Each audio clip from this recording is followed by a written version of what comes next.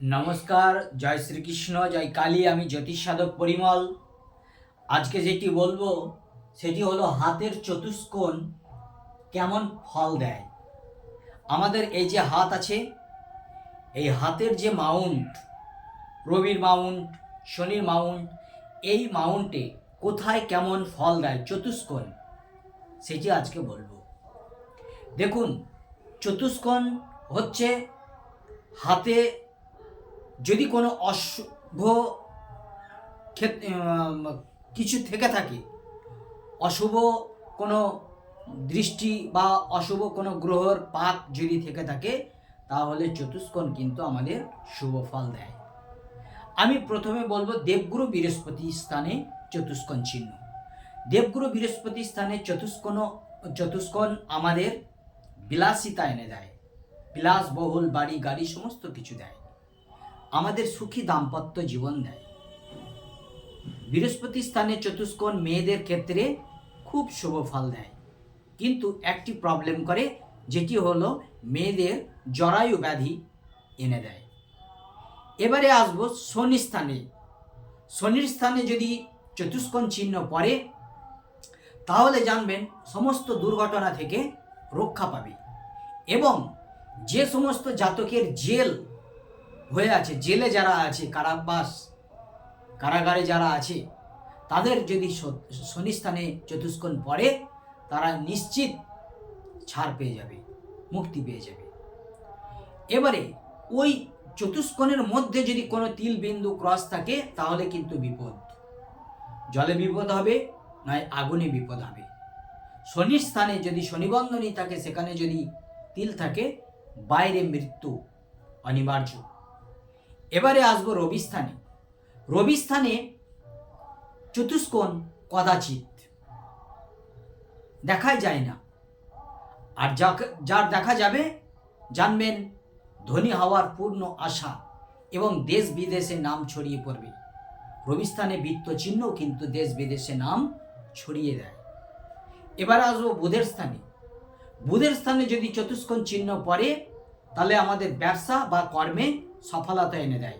তাছাড়া গুরুগিরি, পৃথিবীতে যত গুরু আছে, ভালো গুরু, তাদের দেখবেন বুধের স্থানে চতুষ্কোণ চিহ্ন।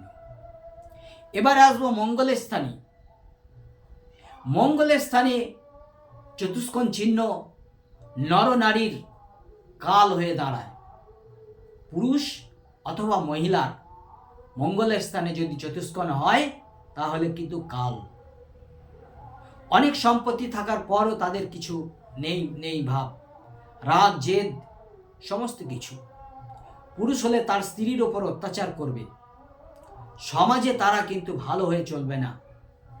তাইতে মঙ্গলের স্থানে চতুষ্কোণ শুভ ফল দেয় না। এবারে আসবো চন্দ্রের স্থানে। চন্দ্রের স্থানে যদি চতুষ্কোণ থাকে, তাহলে মান সম্মান বৃদ্ধি ঘটায়। তাদের জন্মদিবস কিন্তু ভালোভাবে পালিত হয় না, কিন্তু মৃত্যু দিবস ভীষণ ভালোভাবে পালিত হয়। এবারে আসবো শুক্রের স্থানে। শুক্রের স্থানে যদি চতুষ্কোণ চিহ্ন পড়ে, তাহলে তাদের কিন্তু কোনো দোষ ধরা পড়ে না। পুরুষ হলে নারী খুব সুন্দর নারী পায়, আর নারী হলে খুব সুন্দর পুরুষ পায়। এবারে আসি আয়ুরেখা। আয়ুরেখার ভিতরে যদি চতুষ্কোণ থাকে শুক্রের দিকে, তাহলে জানবেন জরা ব্যাধি, রোগ শোক দুর্ঘটনা, জ্বর, বিভিন্ন কিছু লেগে থাকবে।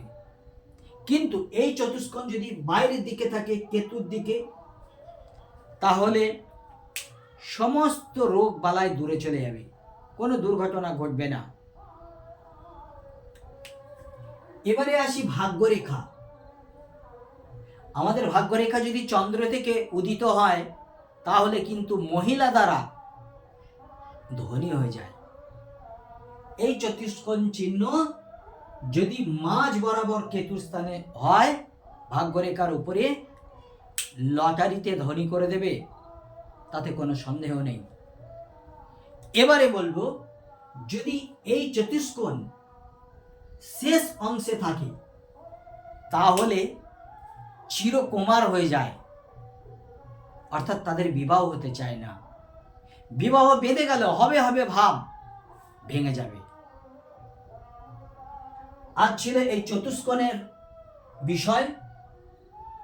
যদি কারো এইরকম সিচুয়েশন থাকে যে তার ভিতরে বিন্দু, ক্রস, জাল চিহ্ন বা তিল চিহ্ন থাকে, তাহলে আপনারা অভিজ্ঞ জ্যোতিষ দেখিয়ে নেবেন, যারা কিনা সঠিক প্রতিকার দেবে।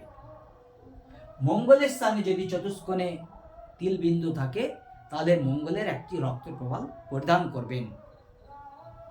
যাই হোক, ভালো থাকবেন।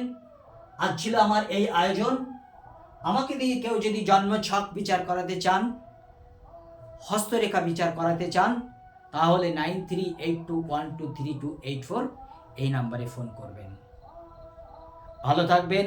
জয় গুরু, নমস্কার।